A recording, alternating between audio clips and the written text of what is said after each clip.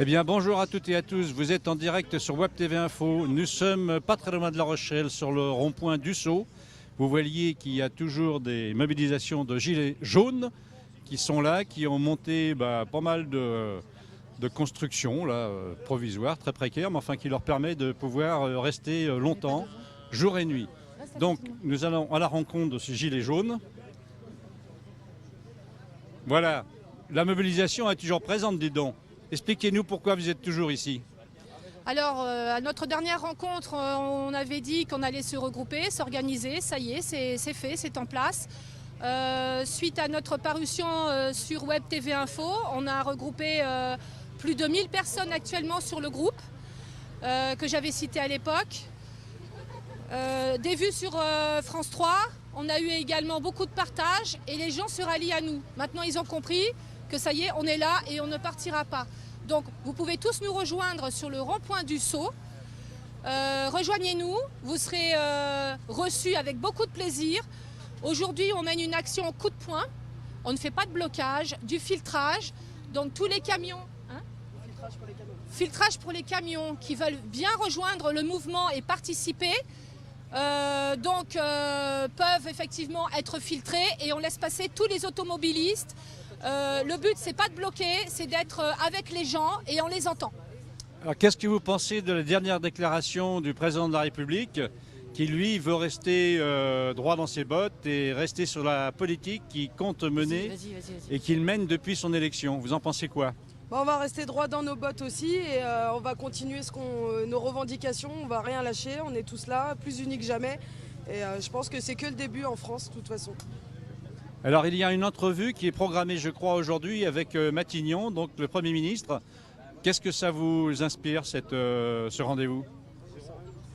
Sincèrement, on n'attend pas grand-chose parce que à chaque veille de samedi où il y a des opérations importantes sur la France, il y a des réunions, il y a des pourparlers. En fait, ils essaient de calmer un petit peu les choses, mais aujourd'hui, on veut des choses concrètes et chaque délégué, ou on va dire pas délégué parce que le mot va pas plaire, chaque référent de chaque région qui se réunissent aujourd'hui pour pouvoir justement être entendus, sont tous d'accord sur les mêmes points, les mêmes doléances et les mêmes attentes. Alors justement, quelles sont exactement vos revendications? Elles sont nationales. Elles sont nationales. Après, je dirais que c'est pour tout le monde. Trop de taxes. Donc, le mouvement, il est parti de la taxe sur le carburant, mais pas que. Alors, il faut dire qu'il y a de l'antériorité, il y a de l'historique au niveau des gouvernements français.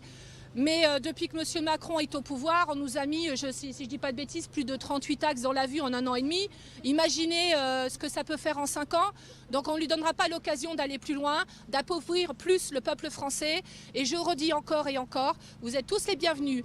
Les gens qui travaillent, les gens qui sont demandeurs d'emploi, les retraités, les gens qui sont errantes, excusez-moi, mais j'aime bien ce terme parce que ce sont des gens qui ne savent pas où habiter, où vivre, où se restaurer, avec qui communiquer. Donc aujourd'hui, il n'y a pas de parti, il n'y a pas de syndicat et je ne le redirai jamais assez. On est en pleine cohésion, on travaille tous ensemble ici, il n'y a pas d'individualisme et on s'est installé, donc on appelle ça le fort Ussat, pas un fort pour attaquer, mais un fort pour se rendre plus fort. Donc on a ici la cabane avec une chambre où il y a des gens qui dorment. On a des relais 24-24, 7 jours sur 7 ici. On a la cuisine, les dépendances alimentaires. On a créé le bureau, une cagnotte et la cuisine. Et les extérieurs, comme vous pouvez le voir, on est très bien installés. Alors, et on passera les fêtes de Noël ici puisqu'on a un beau sapin. Quelles sont les mesures concrètes qui feraient que vous pourriez lever le camp? Alors moi, je ne répondrai pas en mon nom. Il y a des référents gilets jaunes, on est tous unis, je n'ai pas de déoléance personnelle, il n'y a pas d'ego, donc on suivra le mouvement avec les mêmes demandes. Ça fait partie, augmentation du SMIC, baisse des taxes du carburant et tout ce qu'on entend maintenant dans les médias. Augmentation des retraites, baisse de la CSG pour les retraités, plus d'aide pour les demandeurs d'emploi. Le CAE a été supprimé par M. Macron. Il faut savoir que c'était un contrat qui permettait aux entreprises de bénéficier d'aides pour les chômeurs de longue durée, pour les demandeurs d'emploi de longue durée, pour les personnes handicapées, les personnes de plus de 50 ans. Ça a été supprimé. Aujourd'hui, on ne donne aucune chance à ces gens-là de se réinsérer dans la vie professionnelle. C'est dramatique. Et qu'est-ce qu'on leur promet à la retraite? Rien. Bien, bah, écoutez, vous étiez en direct sur Web TV Info. Comme vous pouvez voir, les gilets jaunes sont toujours très mobilisés. Par contre, là, donc, il n'y a absolument aucun blocage. Hein, donc, il y a simplement que des informations qui sont données donc, aux automobilistes qui passent par là.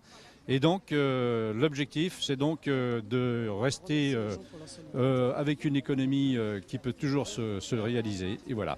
Donc, on vous dit à très bientôt. Je rajouterai juste un mot, excusez-moi. Un mot, allez-y, je vous en prie. On remercie tous les gens pour la solidarité. Déjà vous, pour être présent pour la deuxième fois auprès du groupe Gilets jaunes de La Rochelle. Sans censure, en direct, c'est limpide comme ce qu'on veut faire. Les gens qui participent à leur façon, qui viennent nous déposer de la nourriture parce qu'ils ont 5 minutes, un quart d'heure. Les gens qui viennent boire un café pour discuter et comprendre notre combat.